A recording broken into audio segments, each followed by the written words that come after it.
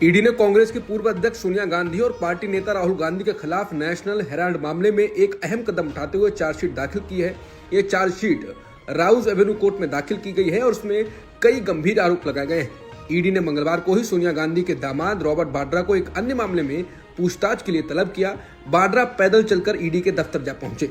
दोनों घटनाक्रम से साफ हो गया है कि ईडी गांधी परिवार और उनसे जुड़े लोगों पर कार्रवाई कर रही है।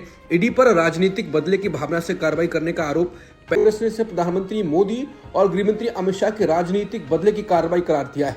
कांग्रेस नेता जयराम रमेश ने एक्स पर पोस्ट किया, नेशनल हेराल्ड की संपत्ति जब्त करना कानून के शासन के नाम पर राज्य प्रायोजित अपराध है। उन्होंने लिखा कि सोनिया गांधी, राहुल गांधी और कुछ अन्य लोगों के खिलाफ आरोप पत्र दाखिल करना प्रधानमंत्री और गृहमंत्री की ओर से बदले की राजनीति और धमकी के अलावा कुछ नहीं है।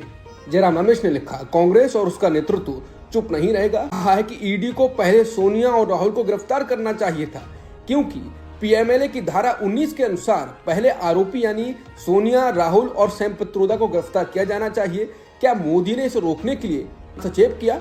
अगर ऐसा है तो मोदी को भी गिरफ्तार पर केंद्रीय संसदीय कार्य मंत्री किरेन रिजिजू ने कहा है कि उन्हें पूरा विश्वास है कि सुप्रीम कोर्ट विधायिका के मामले में दखल नहीं देगा। उन्होंने कहा कि हमें एक दूसरे का सम्मान करना चाहिए।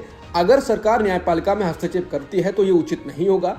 उनके इस बयान को कुछ लोग न्यायपालिका पर अप्रत्यक्ष दबाव बनाने के प्रयास के रूप में देख रहे हैं। बता दें, सुप्रीम कोर्ट बुधवार को इस मामले पर सुनवाई करेगा। सुप्रीम कोर्ट में कई याचिकाएं दाखिल हो चुकी हैं। कोर्ट ने पहले कहा था कि वो विधायिका के क्षेत्र में दखल नहीं देगा, लेकिन संवैधानिक मुद्दों पर याचिकाओं को सुनने के लिए पश्चिम बंगाल में हिंसा भड़क उठी। अब केंद्रीय मंत्री किरेन रिजिजू ने मुख्यमंत्री ममता बनर्जी पर हिंसा भड़काने का आरोप लगाया। रिजिजू ने सवाल किया कि कैसे एक संवैधानिक पद पर बैठी मुख्यमंत्री खुले तौर पर ये घोषणा कर सकती हैं कि वो संसद से पारित कानून को लागू नहीं करेंगी।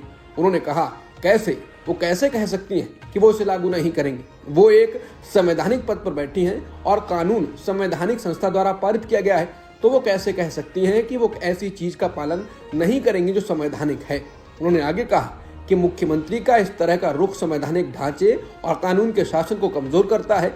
बंगाल हिंसा के बारे में पूछे जाने पर केंद्रीय मंत्री ने सीधे सीएम बनर्जी को दोषी ठहराया। उन्होंने कहा, मुख्यमंत्री लोगों को विरोध करने के लिए कहकर और ये कहकर कि वो संसद द्वारा पारित कानून का पालन नहीं करेंगी, ये स्पष्ट रूप से हिंसा था। इसके खिलाफ अब मध्य प्रदेश के पूर्व मुख्यमंत्री दिग्विजय सिंह ने रामदेव के खिलाफ थाने में शिकायत दर्ज कराई।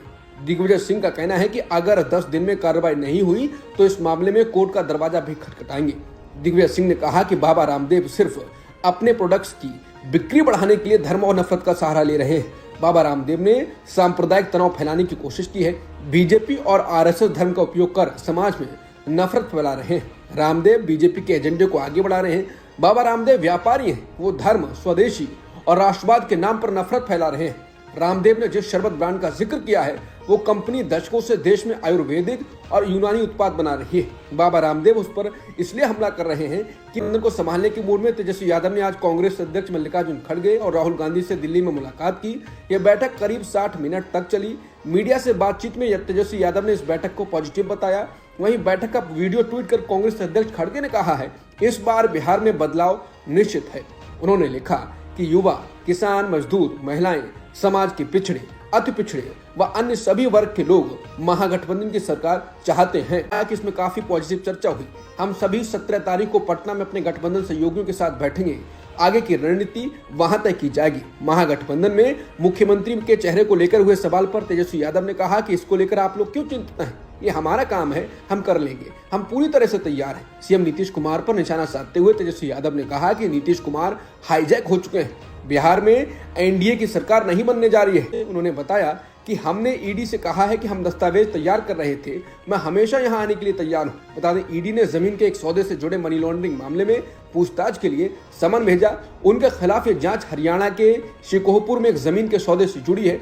पत्रकारों से बातचीत में रॉबर्ट वाड्रा ने कहा, मैं आशा करता हूं कि आज निष्कर्ष निकल जाएगा। इस केस में कुछ नहीं है। मैं जब कभी भी लोगों के हित में बोलता हूं तो ये एजेंसियों का दुरुपयोग करने लग जाते हैं। उन्होंने कहा कि केस में कुछ नहीं है। 20 साल थोड़ी लगेंगे कुछ ढूंढने के लिए। मैं 15 बार गया हूँ, 10-10 घंटे बैठ चुका हूँ, 23,000 डॉक्यूमेंट्स दिए हैं। फिर कहते हैं कि एक हफ्ते में सारे 23,000 डॉक्यूमेंट्स दोबारा दो। कॉलेज छात्रा के साथ रेप के अभियुक्त को यह कहते हुए जमानत दे दी थी कि छात्रा खुद इसकी जिम्मेदार है। इलाहाबाद हाईकोर्ट ने अभियुक्त को जमानत देते हुए कहा था कि छात्रा ने खुद ही मुसीबत को न्योता दिया था। उसके साथ जो भी हुआ है वो उसके लिए खुद जिम्मेदार है। हाईकोर्ट के इस आदेश का हवाला देते हुए जस्टिस BR गवई ने कहा कि जमानत देना एक बात है, लेकिन ये क्या टिप्पणी है कि उसने खुद मुसीबत को न्योता दिया। लाइव ब्लॉग की रिपोर्ट के मुताबिक उन्होंने जजों को अपने शब्दों के प्रति सावधान रहने और अपने नजरिए में संवेदनशील होने की जरूरत पर जोर दिया। सुप्रीम कोर्ट की टिप्पणी इलाहाबाद हाई कोर्ट के एक अन्य विवादास्पद फैसले पर सुनवाई के दौरान आई। 17 मार्च के उस फैसले में इलाहाबाद हाई कोर्ट ने कहा था कि पीड़िता के स्तन को छूना और पायजामे की डोरी तोड़ने को बलात्कार या बलात्कार की कोशिश के मामले में नहीं गिना जा सकता। सोमवार को आई एक रिपोर्ट के अनुसार चीन ने अपनी एयरलाइंस कंपनियों को अमेरिकी एविएशन कंपनी बोइंग से विमानों की डिलीवरी लेने से रोकने का आदेश दिया है। ये कदम बीजिंग और अमेरिका के बीच बढ़ते व्यापार तनाव का नतीजा है। मतलब साफ है कि ऑर्डर देने के बावजूद भी चीन अमेरिका से बोइंग की डिलीवरी नहीं लेगा। ब्लूमबर्ग की रिपोर्ट के अनुसार चीनी विमानों के लिए अमेरिकी से उपकरण और पार्ट्स की खरीद भी बंद करने का आदेश जारी किया गया है। यानी टैरिफ वॉर ट्रंप ने शुरू किया, लेकिन चीन झुकने का नाम नहीं ले रहा है, उल्टा झटका दे रहा है।